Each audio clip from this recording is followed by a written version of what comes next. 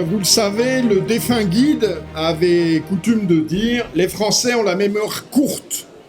Les Français ont la mémoire courte, en effet, nous l'observons, nous le constatons. Les événements s'enchaînent, se suivent, puis s'oublient. Et un beau matin, on se réveille, on a Emmanuel Macron qui fait le coq à Notre-Dame de Paris. L'avortement est inscrit dans la Constitution. La messe, qui fut celle de la tradition de l'Église, est ostracisée, marginalisée, cantonnée dans quelques réserves que certains voudraient voir disparaître, réserves d'Indiens dont nous serions. Et puis nous l'observons aussi, c'est l'actualité tragique de la vie de l'Église.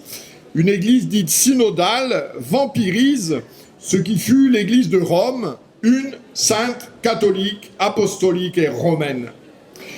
Et nous avons trop souvent le sentiment que la société civile, d'une part, l'Église, d'autre part, présente à nos yeux surpris et un peu terrifiés un spectacle de désolation.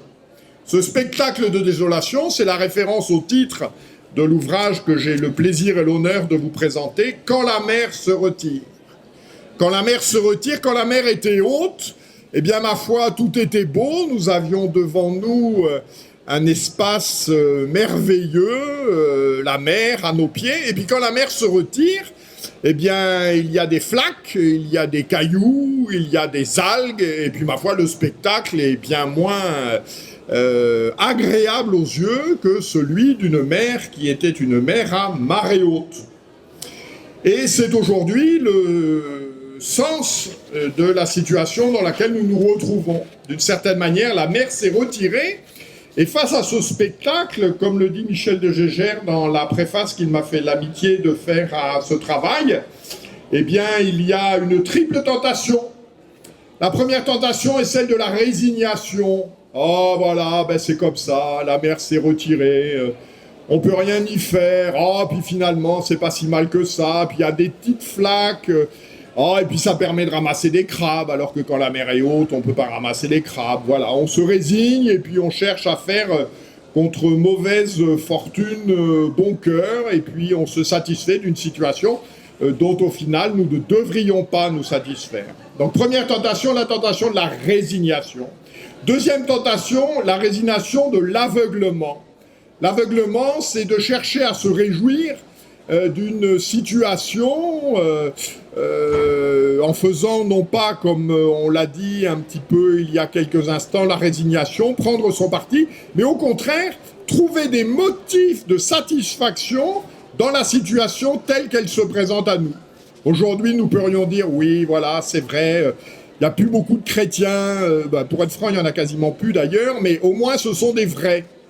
Voilà, aveuglement devant le statut des âmes qui se perdent. Et puis il y a bien sûr une autre tentation, c'est la tentation du désespoir. De dire voilà, la mer s'est enfuie et la marée de flot ne reviendra jamais. Voilà, l'Église va disparaître. Nous avons connu pour les plus anciens d'entre nous, dans les années 70-80, un certain nombre de prêtres qui mouraient dans cet état d'esprit, en disant, voilà, j'ai consacré ma vie à l'Église, une Église que je vois disparaître, et elle ne se relèvera pas de tous les déboires qu'elle est en train de vivre aujourd'hui. Donc il y a cette triple tentation de la résignation, de l'aveuglement et du désespoir. Et puis il y a autre chose, c'est le sens que nous avons donné à ces chroniques, c'est l'espérance. Dans un retour inéluctable de la marée de flot, de la marée montante, pour ceux qui ont moins l'habitude du vocabulaire maritime, cette marée de flot dont la remontée est inéluctable et qu'il s'agit, par nos actions et par nos prières, d'hâter le retour. Voilà. La vocation de cet ouvrage, ça n'est pas de nous restreindre à une attitude de résignation, d'aveuglement, de désespoir. C'est chercher à revenir sur les 20 années qui viennent de passer, de manière à en tirer les enseignements. Ces 20 années qui viennent de passer, donc 2005, 2024, 2005 est une année qui commençait sous d'heureux auspices. C'est l'élection au souverain pontificat du cardinal Ratzinger sous le nom de Benoît XVI. La composition du conclave étant ce qu'elle était à l'époque, on ne pouvait pas humainement espérer un meilleur choix par les cardinaux que celui du cardinal Ratzinger. Et puis pour l'actualité politique, c'est le non au référendum sur la Constitution européenne, également de cette année 2005, dans laquelle nous pouvions penser que le peuple français reprendrait d'une certaine manière la maîtrise de son destin. Voilà.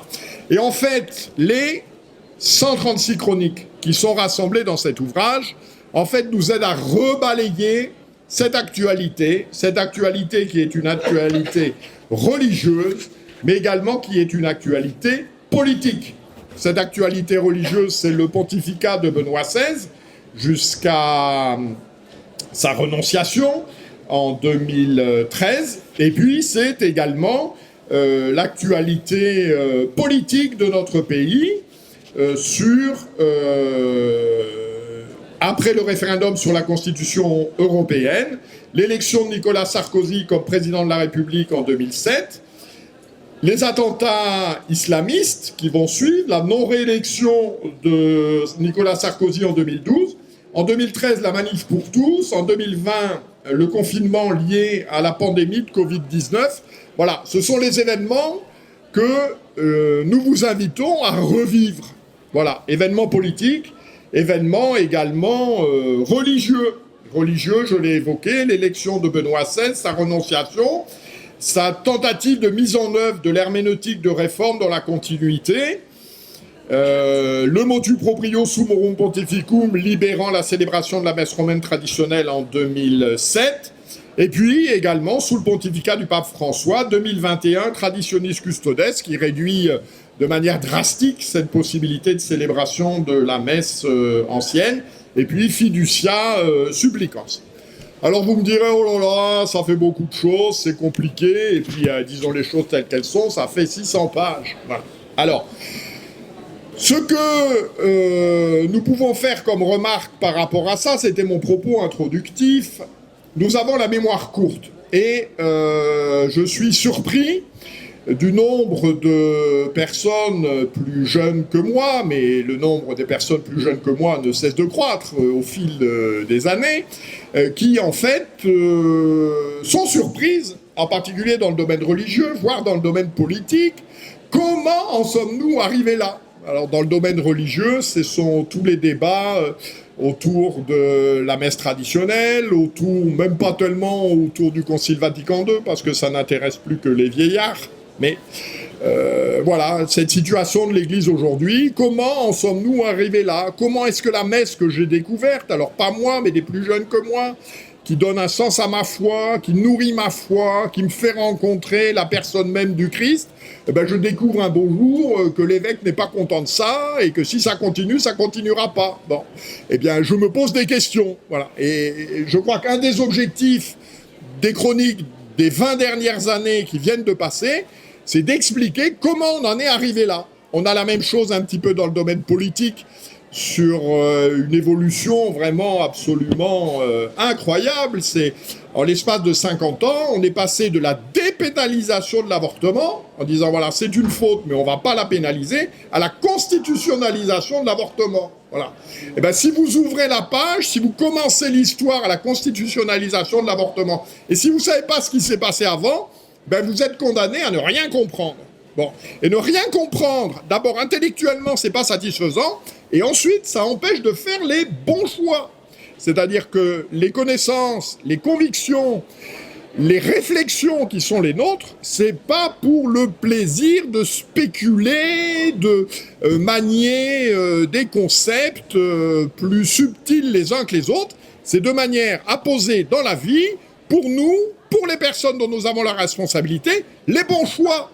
Les bons choix de l'école que nous choisissons pour nos enfants, les bons choix de l'association que nous soutenons, les bons choix du candidat pour lequel nous votons, voilà. Tout ça, ça demande à être éclairé. Voilà. Un des objectifs de cet ouvrage, de ce modeste opuscule, c'est de vous éclairer dans les choix que nous avons à poser dans nos différents devoirs d'État. Nos devoirs d'État, de conjoint, de fils ou de fille, de père ou de mère, mais aussi nos devoirs d'État, de salariés, de chefs d'entreprise et de citoyens. Alors, pour rassurer ceux qui s'inquiéteraient de la taille de l'ouvrage, je rappelle qu'il n'est pas obligatoire, de toute façon je n'ai aucun moyen de coercition sur le sujet, donc de lire les 136 chroniques. Ce que vous pouvez faire, c'est, donc les chroniques, elles sont rangées par ordre chronologique. Voilà. Les premières, 2005, je vous annonce une grande joie. Et puis la dernière, c'est pour ça on a clos par la trame, c'est quand même l'actualité religieuse, et la dernière chronique, c'est la seconde mort de Benoît XVI, fiducia supplicans. Voilà. Les titres sont en eux-mêmes évocateurs, ce qui fait que vous êtes intéressé par un sujet, eh ben, vous lisez la chronique. Vous n'êtes pas intéressé par le sujet, eh ben, vous la passez et puis vous allez à la suivante.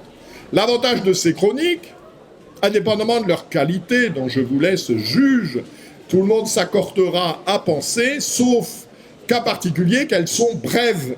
Voilà, c'est le principal avantage de ces chroniques. Non, j'espère que ce n'est pas le seul. Donc, un des avantages de ces chroniques, c'est qu'elles sont brèves. Voilà, le format, c'est que pour moi, quand je les écris, ça tienne sur 2 pages. Voilà. Alors, vous choisissez ce qui vous intéresse. Voilà, discours de Ratisbonne, les loups sont là. Bon, ça vous intéresse, eh bien vous le lisez. Le nationalisme est-il un péché? Sauver le dimanche, mais quel dimanche? Benoît XVI et la paix liturgique. Qu'est-ce qu'une civilisation? Les Femen, des révolutionnaires en peau de lapin. Demain, la guerre civile. La guerre liturgique se rallume en France. Violence sexuelle, le bal des faux culs. Avis de tempête sur l'Église. Qui dira la vérité aux gilets jaunes?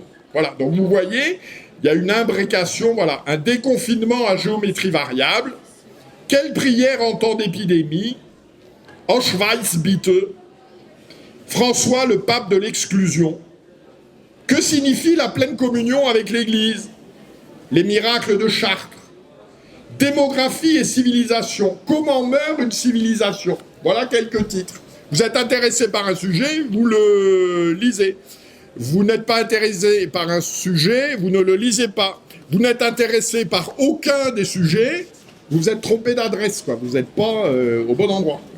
Donc on espère quand même que certains de ces sujets vous intéresseront. Voilà, donc nous avons cherché, voilà, donc c'est un travail qui nous a pris 2 ans, parce qu'il a fallu reprendre toutes les chroniques, les retravailler, éviter les redites. Chacun d'entre nous a des tics verbaux, des tics écrits. Il y a des expressions qu'on reprend. Alors quand vous écrivez une chronique tous les 6 mois, et que vous reprenez quand vous écrivez une chronique tous les 10 jours, et qu'une fois tous les 6 mois, vous reprenez la même expression, c'est pas gênant, parce que de toute façon, soyez pas inquiets, les gens, ils ont oublié ce que vous avez écrit il y a 6 mois, mais quand vous les regroupez toutes, et que vous avez 15 fois le même jeu de mots, la même expression, etc., c'est un peu pesant.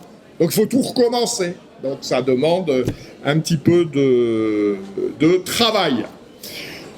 En guise de conclusion, je pense que c'est à la fois un outil de travail, donc à la fin, nous avons mis un index. C'est l'index de tous les noms propres qui sont cités. Voilà, donc ça en fait un outil de travail utilisable. Vous cherchez quelque chose, voilà, j'ai eu des échanges vigoureux avec l'archevêque de Paris, Monseigneur Ulrich, bon, ben voilà, et Monseigneur Aupetit. Bon, ben donc vous allez voir à Aupetit, et puis vous trouverez chaque fois où j'ai parlé de Monseigneur Aupetit. Et puis dernier point, cet ouvrage, au-delà des commentaires de l'actualité, contient également aussi un certain nombre de rubriques nécrologiques. Voilà, un hommage, il y a un hommage à Jean Madiran, à Élie Denoy de Saint-Marc, à Eugenio Corti, au docteur d'Or, voilà. Le choix que j'ai fait, c'est de faire des chroniques nécrologiques sur des gens que j'ai personnellement connus. Voilà, nous avons la responsabilité, nous n'arrêtons pas de le dire, nous sommes des héritiers et nous sommes attachés à une forme de piété filiale. Et ben, je crois également que ces chroniques nous permettent de faire revivre des personnes vis-à-vis de qui nous sommes des débiteurs. Voilà, nous avons reçu, si nous les avons lus, et si vous ne les avez pas lus, je vous incite à les lire. Voilà, les ouvrages de Jean Badirand, d'Élie de Saint-Marc, d'Eugenio Corti. Docteur Nord, il n'a fait qu'un livre, mais c'était l'exemple un petit peu qu'il nous donnait. Voilà, chers amis, ce que je souhaitais vous partager, comme on dit aujourd'hui. Je pense que ça peut faire un cadeau utile, personnalisé pour dans les semaines qui viennent, pour Noël, en particulier pour ceux qui n'ont pas une mémoire très précise de ces 20 années qui viennent de passer. Voilà, pour les plus jeunes qui ont vécu peut-être ces événements au moment de l'adolescence sans avoir tout à fait les repères, je crois que ça permet de fixer un certain nombre de repères, et Dieu sait si aujourd'hui nous avons besoin de repères. Je vous remercie.